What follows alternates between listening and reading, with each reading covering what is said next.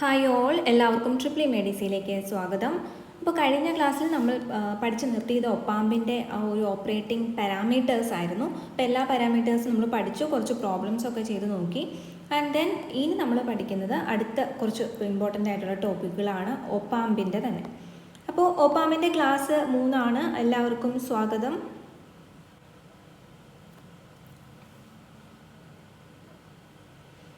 Hi all, എല്ലാവർക്കും triple മെഡിസിയുടെ മറ്റൊരു ക്ലാസ്സിലേക്ക് സ്വാഗതം. കഴിഞ്ഞ ക്ലാസ്സിൽ നമ്മൾ ഒപ്പാമ്പിനെ പറ്റിയാണ് പഠിച്ചത്. ഒപ്പാമ്പിൻ്റെ ഓപ്പറേഷണൽ പാരാമീറ്റേഴ്സ് ആയിരുന്നു പഠിച്ചു നിർത്തിയത്.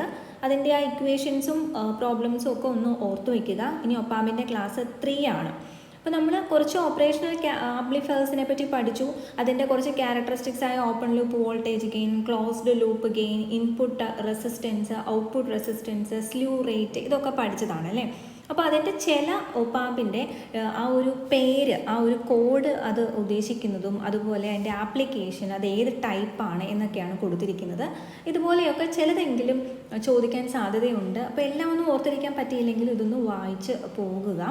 അപ്പോൾ ആദ്യം തന്നെ പറയുന്നത് AD548. ഈ AD548 എന്ന് പറയുന്ന ഡിവൈസ് അത് ആ ഒരു ഒപ്പാമ്പ് ബൈപോളാർ ടൈപ്പാണ്, BJT ടൈപ്പാണ്. And open loop voltage gain എത്രയാണ്? 100 ആണ്. മിനിമം 100 ആണ്. 100 dB ആണ് ഓപ്പൺ ലൂപ്പ് വോൾട്ടേജ് ഗെയിൻ വരുന്നത്. ഇനി input bias current 0.01 nano ampere.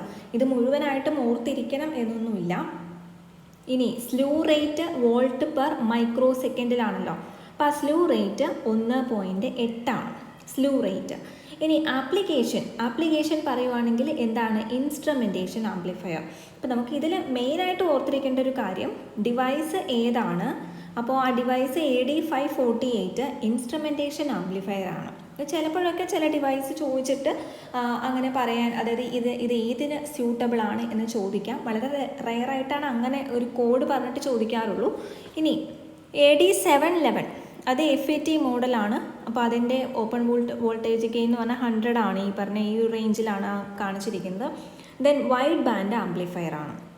അതിൻ്റെ സ്ലൂ റേറ്റ് നോക്കൂ, വളരെ ഹൈ ആണ് അല്ലേ, 20 ആണ് കൊടുത്തിരിക്കുന്നത്. സോ AD711 FET വെച്ചിട്ടുള്ളതാണ്, 20 ആണ് വരുന്നത്. ഈ FET വെച്ചിട്ട് വേറെ ഒന്നുകൂടി ഇവിടെ ഉണ്ട്, LF347. അതിനും സ്ലൂ റേറ്റ് നല്ല കൂടുതലാണ്, 13 ആണ്. ഓക്കെ, പിന്നെ FET വെച്ചിട്ട് വേറെ ഒന്നുകൂടി 071 ഉണ്ട്, അതിനും 13 ആണ് സ്ലൂ റേറ്റ് വരുന്നത്. അപ്പോൾ ഈ FET യൂസ് ചെയ്തിട്ടുള്ളതിനൊക്കെ സ്ലൂ റേറ്റ് കൂടുതലാണ്. അപ്പോൾ ആദ്യത്തേത് ഈ 20 വരുന്നത് വൈഡ് ബാൻഡ് ആംപ്ലിഫയർ ആണ്. ഇവിടെയും വൈഡ് ബാൻഡ് ആംപ്ലിഫയർ ആണ്, ഇവിടെയും വൈഡ് ബാൻഡ് ആംപ്ലിഫയർ ആണ്. അപ്പോൾ ഇതിൽ നിന്നൊരു കോമൺ ആയിട്ടുള്ളൊരു കാര്യം നമുക്കിവിടെ കിട്ടിയത്, FET യൂസ് ചെയ്തിട്ട് വരുന്ന എല്ലാം എന്താണ്? വൈഡ് ബാൻഡ് ആംപ്ലിഫയേഴ്സ് ആണ്. ബാൻഡ് വിത്ത് ഹൈ ആണ് വരുന്നത്. ഇനി അടുത്തത് CA എന്ന് പറയുമ്പോൾ ഇവിടെ CA3140 CMOS ടൈപ്പാണ്. ഇതിന് 9 ആണ് slew rate. Low noise wide band amplifier ആണ്. ഇനി ബൈപോളാറിൻ്റെ തന്നെ വേറെ 2 എണ്ണമാണ്, LM301 LM348. ഇതിന് 0.4 0.6 വീതമാണ് ഇതിൻ്റെ സ്ലൂ റേറ്റ് വരുന്നത്. ജനറൽ പർപ്പസ് ഒപ്പാമ്പാണ്. ഈ ജനറൽ പർപ്പസ് ഒപ്പാമ്പ് ഇൻസ്ട്രുമെൻറ്റേഷൻ ആംപ്ലിഫയറായിട്ട് യൂസ് ചെയ്യുന്ന നേരത്തെ പഠിച്ചു 1.8 സ്ലൂ റേറ്റ് ഉള്ളത്. ഇനി വേറൊരു ജനറൽ പർപ്പസ് കൂടി ഇവിടെ കൊടുത്തിട്ടുണ്ട്, അതിന് 0.5 ആണ്. അപ്പോൾ ഈ സ്ലൂ റേറ്റ് ഏകദേശം ആ ഒരു ഐഡിയ ഉണ്ടായിരുന്നാൽ മാത്രം മതി. ഇതിനെ ബേസ് ചെയ്തിട്ട് ഒരു ചോദ്യം നമുക്ക് നോക്കാം, ഒരു ക്വസ്റ്റ്യൻ, ഒരു പ്രോബ്ലം ആണ്. കുറച്ചധികം ക്വസ്റ്റ്യൻസ് ചേർത്തിട്ടുണ്ട്. Which of the operational amplifier in the table would be most suitable for each of the following application. ഇപ്പോൾ നമ്മൾ പഠിച്ച ടേബിളിനെ കമ്പയർ ചെയ്ത് നോക്കുവാണെങ്കിൽ, സോ ഫസ്റ്റ് ക്വസ്റ്റ്യൻ ഇതാണ്. For amplifying the low level output from a piezo electric vibration sensor.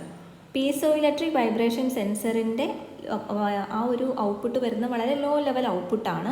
ആ low level ഔട്ട്പുട്ടിനെ amplify ചെയ്യാൻ ഇതിലേതാണ് ബെറ്റർ? ഇപ്പോൾ നമ്മളിപ്പോൾ കുറേ ടൈപ്പ് കണ്ടു അല്ലേ, AD548 711 ആ ഒരു പോർഷൻസൊക്കെ കണ്ടു.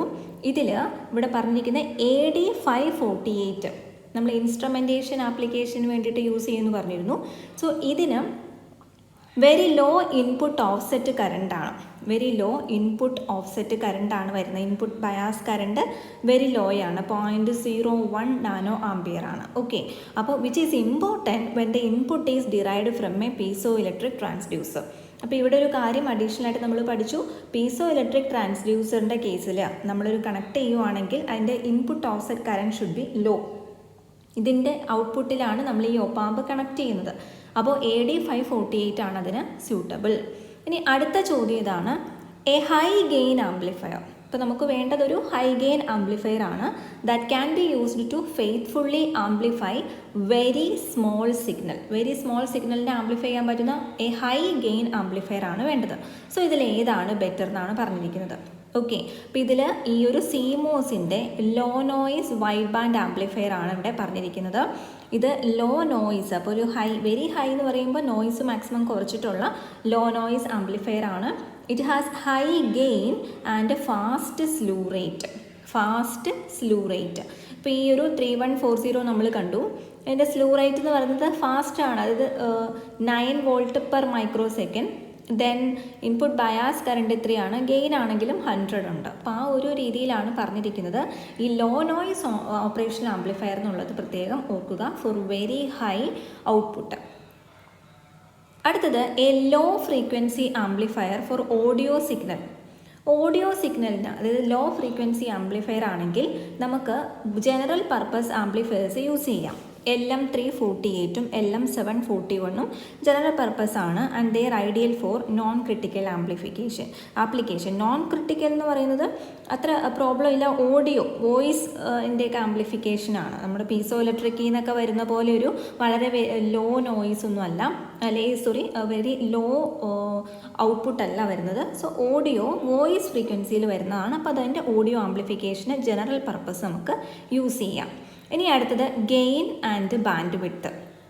ഗെയിനും ബാൻഡ് വിഡ്ത്തും നമുക്കറിയാം. ഈ ഗെയിൻ ബാൻഡ് വിഡ്ത്ത് പ്രൊഡക്റ്റ് എന്ന് പറയുന്നത് വെരി ഇമ്പോർട്ടൻ്റ് ആയിട്ടുള്ള ഒരു ക്യാരക്ടറിസ്റ്റിക്സ് ആണ്. നമ്മൾ ഇലക്ട്രോണിക്സിൽ പഠിക്കുമ്പോൾ എപ്പോഴും എല്ലാ ആംപ്ലിഫയറിൻ്റെ കേസിലും ഒക്കെ എന്താണ് നമ്മൾ പറയുന്നത്, gain band width product is very important. അപ്പോൾ ഈ ഗെയിൻ ഇൻക്രീസ് ചെയ്യണമെങ്കിൽ നമുക്ക് ബാൻഡ് വിഡ്ത്ത് കുറച്ച് എന്ത് ചെയ്യണം, കുറയ്ക്കണം. അപ്പോൾ ആ രണ്ടും ബാലൻസ് ചെയ്താലാണ് ഈ ഗെയിൻ ബാൻഡ് വിഡ്ത്ത് പ്രൊഡക്റ്റ് നമുക്കൊരു കോൺസ്റ്റൻ്റ് ആക്കി വെക്കാൻ സാധിക്കുകയുള്ളൂ. ഓക്കെ, സോ ഈ വോൾട്ടേജ് ഗെയിനും ബാൻഡ് വിഡ്ത്തും തമ്മിലുള്ള ഒരു റിലേഷനാണ് ഈ ഓപ്പറേഷണൽ ആംപ്ലിഫയറിൽ വോൾട്ടേജ് ഗെയിനും ബാൻഡ് വിഡ്ത്തും തമ്മിലുള്ളൊരു റിലേഷനാണ് ഈ കാണിച്ചിരിക്കുന്നത്. അപ്പോൾ ഇതിൽ നമ്മുടെ ആക്സിസ് ഒക്കെ എടുത്തിരിക്കുന്ന ഈ 10⁴ ഇങ്ങനെ എഴുതുന്ന ലോഗറിതമിക് ആക്സിസിലാണ് പറഞ്ഞിരിക്കുന്നത് കേട്ടോ. ലീനിയർ ഇതിലല്ല പറഞ്ഞിരിക്കുന്നത്, ലോഗറിതമിക് ആണ് പറഞ്ഞിരിക്കുന്നത്. ഈ ഒരു ഗ്രാഫ് ഇങ്ങനെ കിട്ടാനായിട്ട്, ഷോർട്ടായിട്ട് കിട്ടാനായിട്ട്. ഓപ്പൺ ലൂപ്പ് വോൾട്ടേജ് ഗെയിൻ എന്ന് പറയുന്നത് 1 lakh ആണ് വരുന്നത്. 1 lakh അല്ലെങ്കിൽ നമുക്ക് പറയാം 100 dB എന്ന് പറയാം. And band width obtained for this condition എന്ന് പറയുന്നത് എത്രയാണ്, 10 ആണ് വരുന്നത്, 10 ഹെഡ്സ് ആണ് വരുന്നത്. ഓക്കെ, അപ്പോൾ ഇതിൽ 100 dB ആണ് എന്ത് വരുന്നത്, വോൾട്ടേജ് ഗെയിൻ. അതിൽ വരുന്ന ബാൻഡ് വിഡ്ത്ത് എന്ന് പറഞ്ഞാൽ 10 ആണ് വരുന്നത്. അപ്പോൾ ഇവിടെ ഈ ഒരു ഗെയിൻ എന്ന് പറഞ്ഞാൽ 100 dB. ആ ഓരോ പോയിന്റ് നോക്കാം.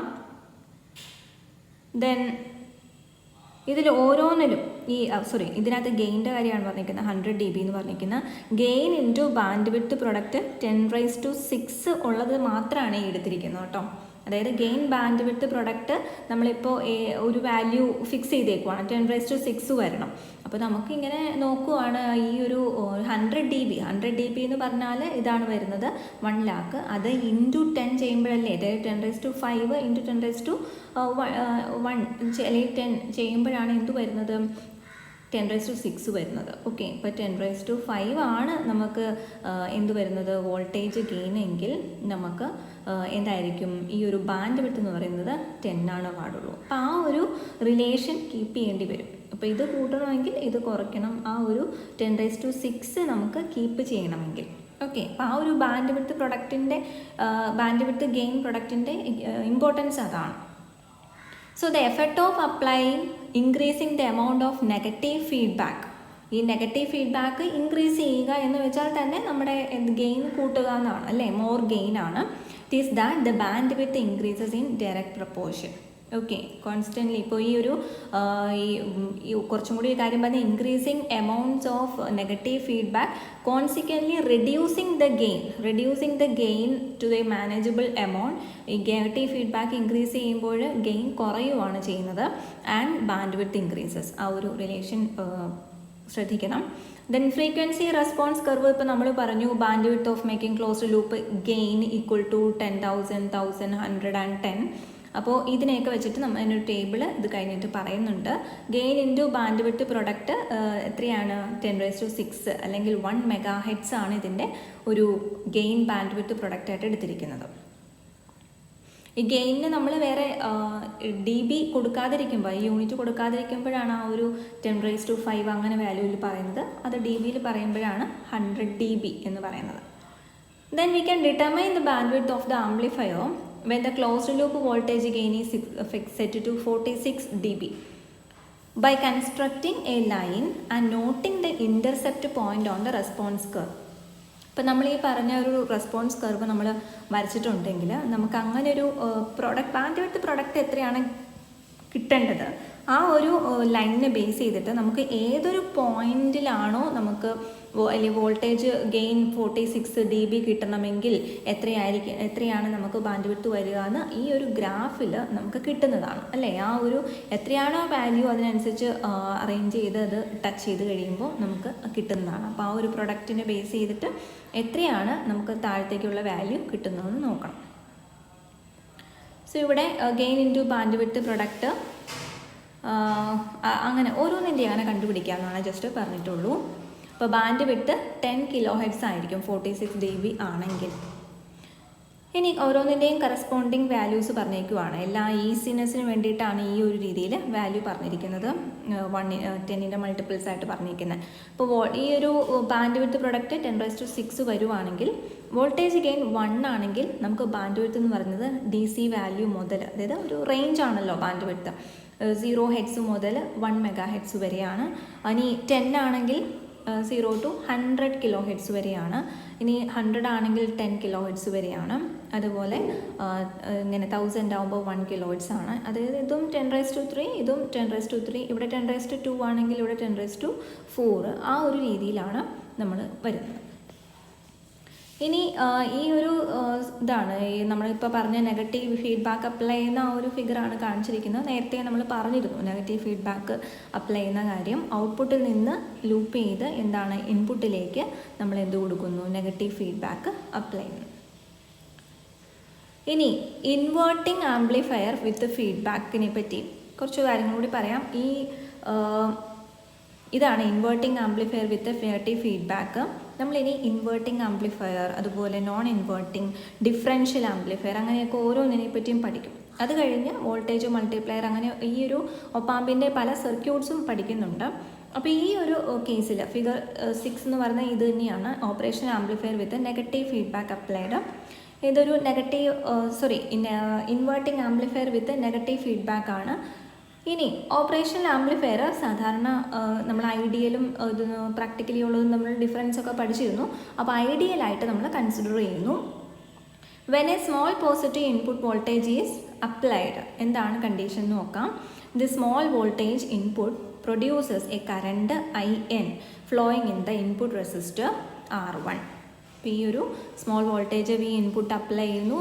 ദെൻ ഒരു സ്മോൾ ഇൻപുട്ട് കറണ്ട് R1ലൂടെ, ഈ ഇൻപുട്ട് റെസിസ്റ്റൻസ് ആണ് R1, അതിലൂടെ ഫ്ലോ ചെയ്യുന്നു. സോ ഇത് ഐഡിയൽ കേസ് ആയതുകൊണ്ട് തന്നെ the input resistance is infinite. നമ്മൾ നേരത്തെ പഠിച്ചിരുന്നു input resistance will be infinite. Input resistance എന്ന് പറഞ്ഞാൽ the resistance that appear between inverting and non inverting input ടെർമിനലാണ്. അപ്പോൾ ഇങ്ങനെ ക്വസ്റ്റ്യൻ വന്നിട്ടുണ്ട് കേട്ടോ. ഈ ഒരു ഒബ്ജക്റ്റീവ് ക്വസ്റ്റ്യൻ ആയിട്ടൊക്കെ ഇതിന് സിമ്പിളായിട്ടുള്ള ചോദ്യങ്ങളൊക്കെ ചോദിക്കുന്നത് ഇതുപോലെ വന്നിട്ടുണ്ട്. എന്താണ് input resistance? The resistance that appear between inverting and non inverting input terminal. അതിന് രണ്ടിനും ഇടയ്ക്കുള്ള ആ ഒരു റെസിസ്റ്റൻസ് ആണ് എന്ത് പറയുന്നത്? ഈ ഒരു ഇൻപുട്ട് റെസിസ്റ്റൻസ് എന്ന് പറയുന്നത്. ഇനി the open loop voltage gain open loop voltage gain is infinite. അതാണ് അടുത്ത ഒരു കണ്ടീഷൻ. നമ്മൾ ഇൻപുട്ട് വോൾട്ടേജ് കൊടുത്തു, ഒരു കറണ്ട് ഫ്ലോ ചെയ്തു എന്ന് പറഞ്ഞു. ഇനി ഓപ്പൺ ലൂപ്പ് വോൾട്ടേജ് ഗെയിനും എന്തായിരിക്കും? ഇൻഫിനിറ്റ് ആയിരിക്കും. അതുപോലെ the voltage appearing between the inverting and non inverting input. നമ്മൾ നേരത്തെ പറഞ്ഞത് ഓർക്കുന്നുണ്ടോ? രണ്ട് ഇൻപുട്ടുകൾ തമ്മിലുള്ള ഡിഫറൻസ് വരുന്നത് എത്രയായിരിക്കണം? 0 ആയിരിക്കണം എന്ന് പറഞ്ഞിരുന്നു. ആ ഒരു കറണ്ട് അല്ലെങ്കിൽ ഓഫ്സെറ്റ് വോൾട്ടേജ് അപ്ലൈ ചെയ്യണം എന്നൊക്കെ പഠിച്ചിരുന്നു. അടുത്തത് the current flowing into the chip. IC ചിപ്പിലേക്ക് ഫ്ലോ ചെയ്യുന്ന അല്ലെങ്കിൽ ഒപ്പാമ്പിലേക്ക് ഫ്ലോ ചെയ്യുന്ന ആ ഒരു current IIC will be 0. IIC will be 0 ആയിരിക്കും. ഇതൊക്കെ നമ്മൾ ഈ ഒരു ഐഡിയൽ കണ്ടീഷനിൽ അസ്യൂം ചെയ്യുവാണ് ഫോർ ദ സിമ്പിൾ കാൽക്കുലേഷൻ. അപ്പോൾ I input is equal to IIC plus IF. ഇവിടെ നമുക്ക് കാണാം ഈ ഒരു IF എന്ന് പറഞ്ഞ ഈ ഫീഡ്ബാക്ക് കൊടുത്തിരിക്കുന്ന ഇതാണ് ഫീഡ്ബാക്ക് ലൂപ്പ്. അപ്പോൾ അതിലാണ് ഈ IF എന്ന് കൊടുത്തിരിക്കുന്നത്. അപ്പോൾ I ഇൻപുട്ട് എന്ന് പറഞ്ഞു കഴിഞ്ഞാൽ എന്താണ് ഇപ്പോൾ ഇവിടെ വരുന്നത്? IIC plus IF. ഐഡിയൽ കേസിൽ IIC ഈക്വൽ ടു 0. ICയുടെ ഉള്ളിലേക്ക് കറണ്ട് പോകുന്നില്ല എന്നാണ് നമ്മുടെ അസംഷൻ. അതായത് ഇൻപുട്ട് റെസിസ്റ്റൻസ് നമ്മൾ പഠിച്ചു, അത് ഇൻഫിനിറ്റ് ആയിട്ടാണ് എടുത്തിരിക്കുന്നത്. സോ കറണ്ട് അതിലേക്ക് എൻ്റർ ചെയ്യുന്നില്ല. So IN is equal to എന്ത് മാത്രമാണ്? IF ആണ്. So the current in the feedback resistor is the same as the input current I input. അതാണ് ഇവിടെ നമ്മൾ ആ ഒരു അസംഷൻ എടുത്തിട്ട് പ്രൂവ് ചെയ്യുന്നത്.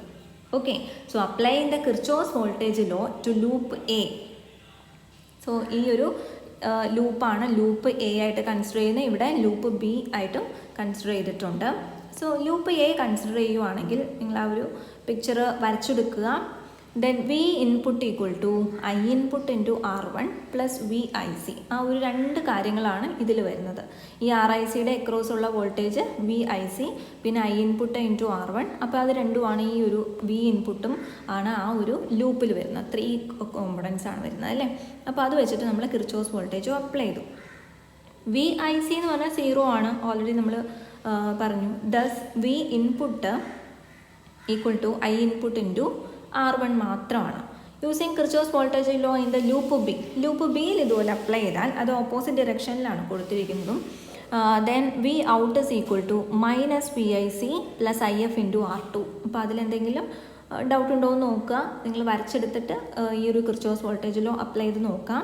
നമുക്കിതിൻ്റെ ഫൈനൽ ഇക്വേഷൻസ് ആണ് മെയിനായിട്ടും വേണ്ടത്. ദെൻ VIC 0 ആണ്. എഗെയിൻ നമ്മൾ അപ്ലൈ ചെയ്യുന്നു V out equal to IF into R2. അപ്പോൾ V input equal to IN into R1, V out is equal to IF into R2. V out is equal to IN into R2 എന്ന് എഴുതാം. കാരണം എന്താണ്? ഈ IFും IIനും same ആണ്, നമ്മൾ ആദ്യം പഠിച്ചിരുന്നു അല്ലേ. അപ്പോൾ നമുക്ക് voltage gain of the stage AV equal to V out by V in ആണ്. അപ്പോൾ V out by V in ചെയ്യുമ്പോൾ V ഔട്ടിൻ്റെ ഇക്വേഷനിലും V ഇന്നിൻ്റെ ഇക്വേഷനിലും നമ്മൾ I ഇൻ തന്നെ റെപ്രസെൻറ്റ് ചെയ്യുന്നു. സോ I ഇന്നും ക്യാൻസൽ ആയാൽ AB ഈക്വൽ ടു എന്ത് വരുന്നു?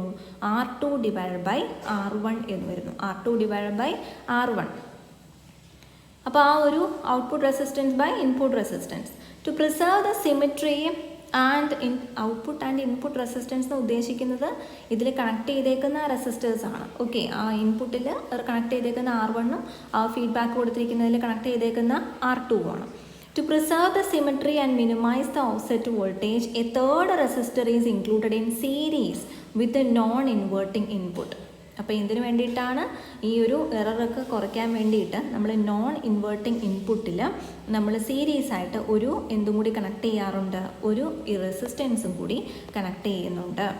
And that should be equivalent to the parallel combination of R1 and R2. അപ്പോൾ R3 എന്നൊരു value R1 into R2 divided by R1 plus R2. That should be connected in series with the non-inverting input. എന്തിനാണ്? To minimize the offset voltage. അതുപോലെ ഈ ഒരു symmetry R2 by R1 keep ചെയ്യാനായിട്ട്. From this point onwards നമുക്ക് input റെസിസ്റ്റൻസിനെ R എന്നും feedback റെസിസ്റ്റൻസിനെ RF എന്നും നമ്മൾ represent ചെയ്യും. ഇനിയുള്ള ഓരോ എക്സ്പ്ലനേഷൻസ് വരുമ്പോൾ അതാണ് ഉദ്ദേശിച്ചുള്ളൂ. ഇനി ഓരോ ഓപ്പറേഷണൽ ആംപ്ലിഫയർ കോൺഫിഗറേഷൻസ് പഠിക്കാനുണ്ട്. ഓപ്പറേഷണൽ ആംപ്ലിഫയർ കോൺഫിഗറേഷൻ അപ്പോൾ നമുക്ക് അത് അടുത്ത ക്ലാസ്സിൽ പഠിക്കാം. Thank you so much.